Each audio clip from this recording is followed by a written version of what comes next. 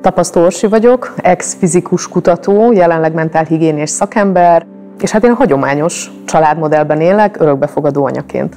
Én nem az örökbefogadó családmodellből, vagy a hagyományos családmodellből érzem azt, hogy nekünk bármilyen erőforrásaink lennének, hanem én a köztünk lévő kapcsolódásból, szeretetből, az összekapaszkodás, az a nagyon erős kötelék, ami közöttünk van a férjemmel és a gyerekemmel. Én azt érzem, hogy minden erőforrás és minden pozitívum ebből adódik. Külső nehézségekről nem tudok beszámolni. Belső nehézségeink vannak, pontosan úgy, mint minden más családban, és talán ami extra nehézség egy örökbefogadó család esetében, az üres puttony, amivel egy gyerkőc érkezik a családban ebben az esetben.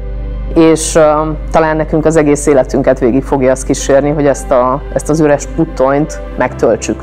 Hát egy olyan világban, amelyben minden egyes időpillanatban megváltozhat konkrétan bármi, és bármi a feje tetejére állhat.